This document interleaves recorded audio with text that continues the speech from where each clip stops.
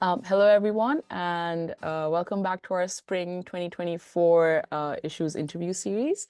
I'm your host, Mahima Rao, also an intern here at NKR. And today here we have with us To Young, author of Security Dilemma Shadow, a historical analysis of North Korea's nuclear motivations during the 1950s and 1960s.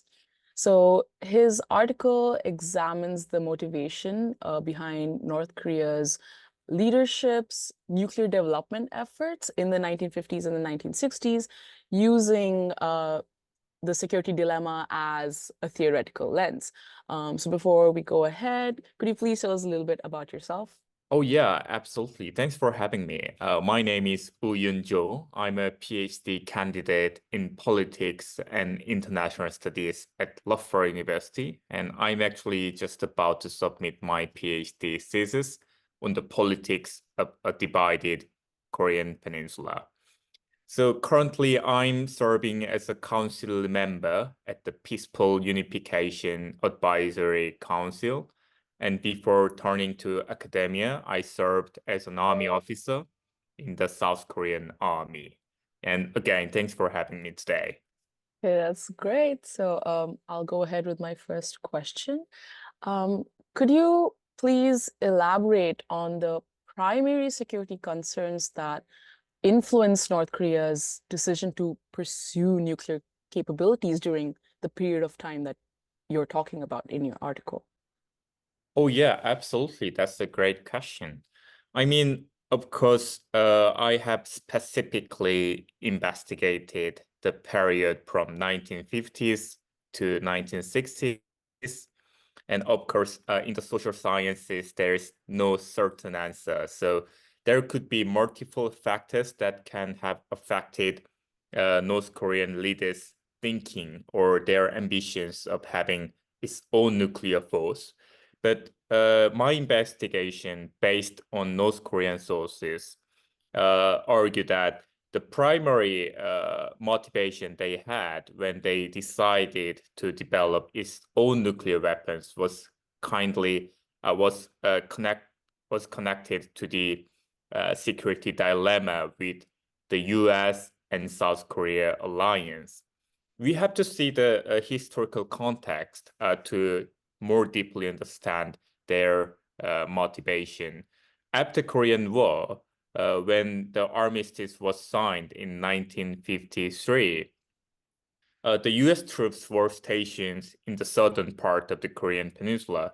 Of course, the Chinese army was also stationed in North Korea, but not as much extensively as U.S. did.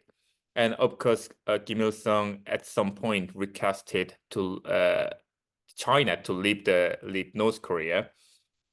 But what I found very interesting throughout my research was they were constantly talking about the U.S.-South Korea alliance when they just justifying their decision to develop nuclear weapons. And I can see during the 1950s, 1960s, when the North Korea was much wealthier than South Korea.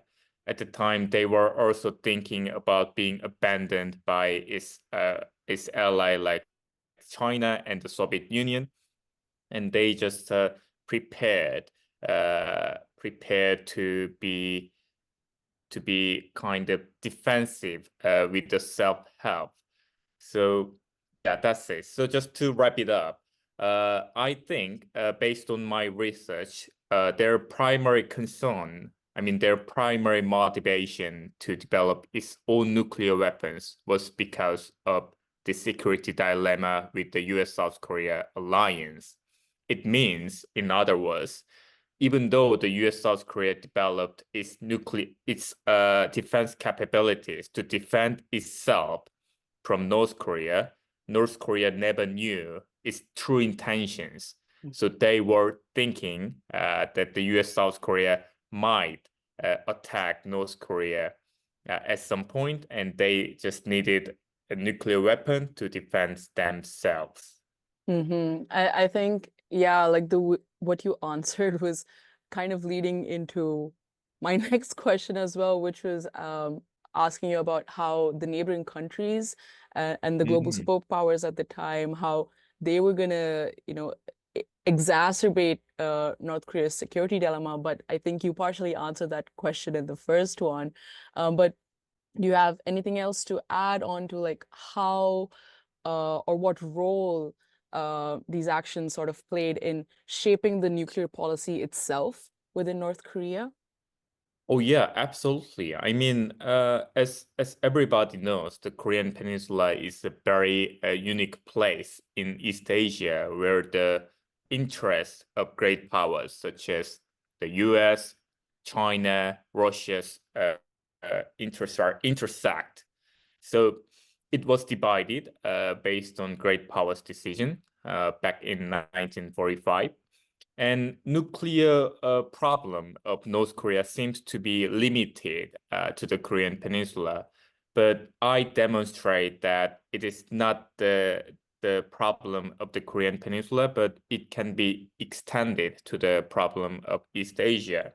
Because what I found very interesting because is during the 1950s and 60s, just after the Korean War, North Korea was obviously wealthier than South Korea. They had more army, they had more troops. I mean, they were superior to the South Korean army. But the problem was the U.S. Army. Obviously, the U.S. Army at the time was the strongest one. And North Korean leader Kim Il-sung was greatly concerned about it. And of course, there is also dynamic in the North, in the communist camp.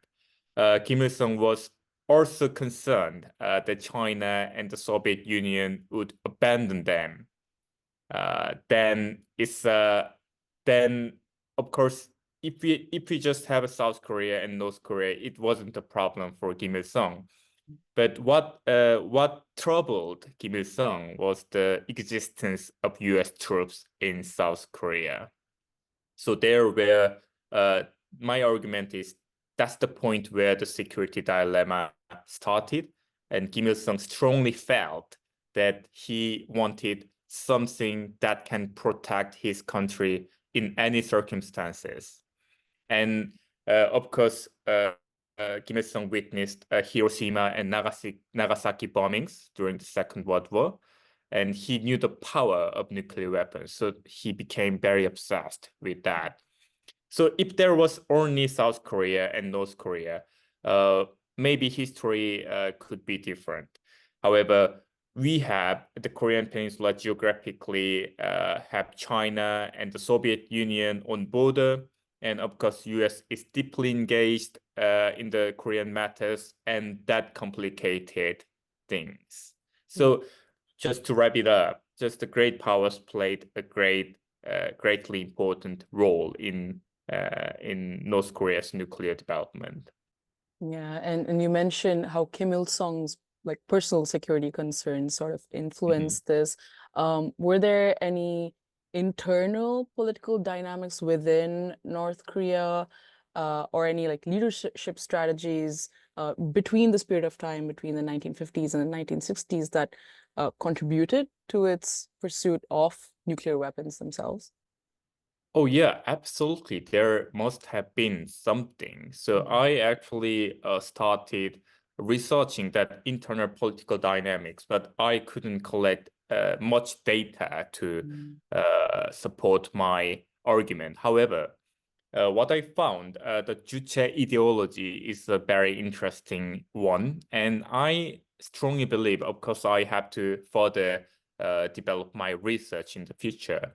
I think Juche ideology also connects to the nuclear development. I mean, Juche ideology means that basically they want to do something on their own independently.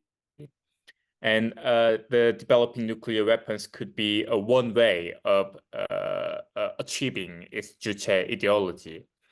Of course, Juche ideology developed through time, especially in Kim Jong-il's time, not Kim Il-sung's time. Of course, Kim Il-sung founded its Juche ideology, but Kim Jong-il more elaborated on it.